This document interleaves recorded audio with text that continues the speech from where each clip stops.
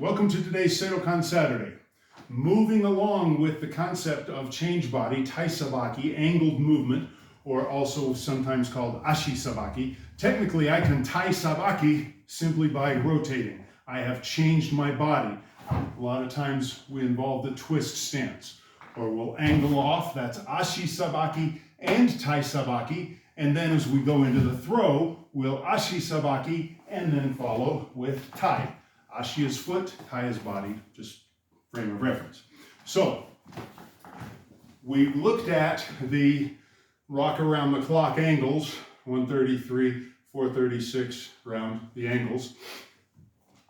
But this is what the kata teaches us those angles, 45 degrees, 90 degrees, 180 degrees. Those are all within the parameters of movements within the kata. Here's what the kata doesn't always teach. Now, there are a couple of instances where we can kind of see this first concept, which is that when I move, he comes in with his attack, and I move, say, to 130 here, this is not a static position. His isn't static, so mine can't be. But for the purposes of practice, he's going to be static for a second. So I comes in Kutsudachi, front stance, 130 o'clock. This then has to immediately be followed with techniques, and during the techniques, obviously I'm shifting my hips and my stance.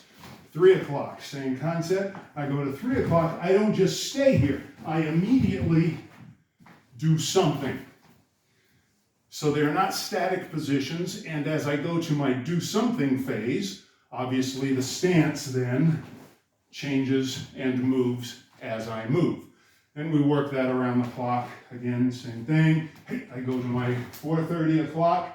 I'm not going to stay here. I'm going to body shift. I may hikite. I don't know what I'm going to do. I'm just going to do what comes, doing what comes naturally. I'm just going to do whatever comes to mind in those positions. And this is a chance to play and improvise. So we step, respond immediately, or even simultaneously. Hey! Same time. Okay? And take care of business. Now, so that's level 2. Level 1, simply learning to step to the directions. Level 2, get there, strike, and move. Level 3, he now moves. Very few people, now it's entirely possible if I do my job correctly, and this goes back to my first ugly kata in this sort of series of things that I've been discussing. If I do this correctly, when he attacks and I hit him, right, that stops him. His feet are now going to kind of lock in place, all right, whatever angle I go to. If I do this, he's still moving because I've only blocked. But if I do this, now I've created a stop moment in time where I can get to work. And again, he'll be moving and blocking probably at that point anyway.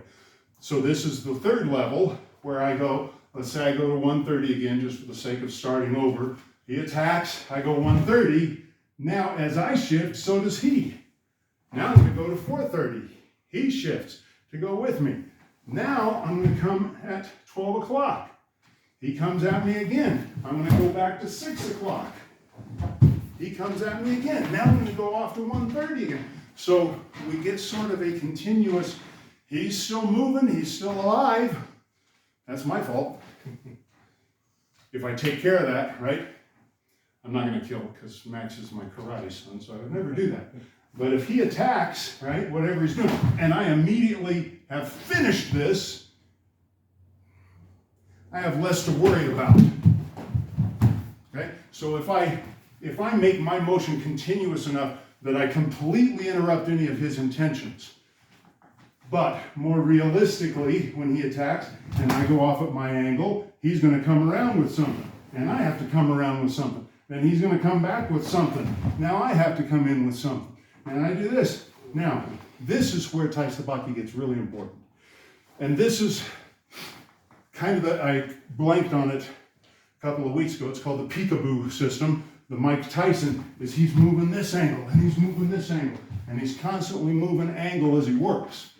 Boxing, we do that.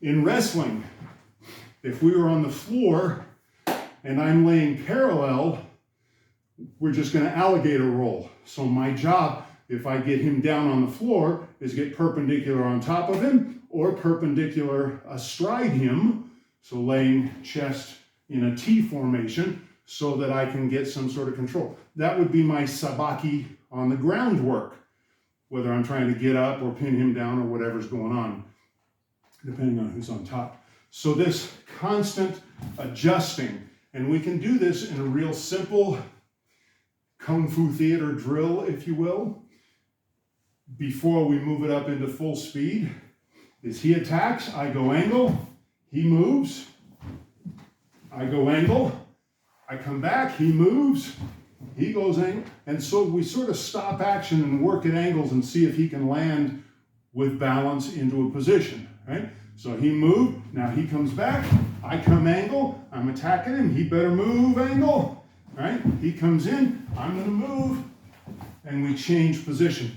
It's sort of a slow motion Kung Fu theater where we're constantly working around the clock still, and this is, you can limit it if you want to do this. There's another way to do it. If I go to 130, boom, now I come at him, he's going to go to 130, boom. He comes at me, I'm going to go to 130. I come at him, he's going to, so we can do the same position on the clock. That's a little bit too restrictive, but it does make you think and sort of slow down and cogitate a little bit and explore possibilities. But more realistically, when he attacks, I'm going to go to my angle, he's going to make another attack, I'm going to try to counter, he's going to move, I'm going to move, he's going to move, I'm going to move, he's going to no longer move, and until somebody gets an advantage in that kind of a situation. So that's the sort of way to play with the drill. So A, kata teaches our sabaki positions, our positions and angles around the clock, as per a couple weeks ago or last week. Second is that position with an immediate attempt to control the attacker, take over the situation, end it post haste, right now. The sooner I end it, the less I have to screw around. So there's none of this dance and play in business. End it now.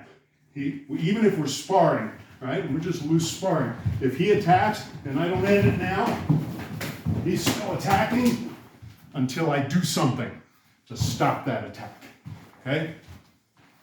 If I wait that long, the likelihood of me getting clocked by him are very high.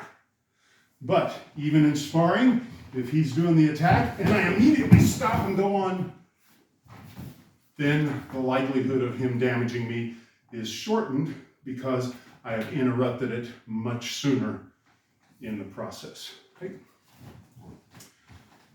So, angle, angle strike, re-angle, re-angle, re-angle, re-angle, slow motion Kung Fu theater. Great drill to help you learn body position. Even, sorry, one more thing. Even once we get into the grapple and hold situation, I angle, he better come and adjust. If he adjusts wrong, I can throw him. If he adjusts correctly, like he did, no, he was good. Yeah, you were good. If he gets behind me, now I've got to change, put myself somewhere where I can immediately throw or reopen and engage or some other sabaki stepping. So even when we're in here, I'm stepping side, back, angle, angle, even with the throwing techniques. Right? And you can use the same progression.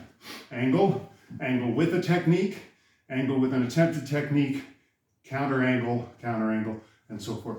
But I highly recommend doing this at the beginner level or when you're first doing it in a staged, step-by-step, slow motion Kung Fu theater approach.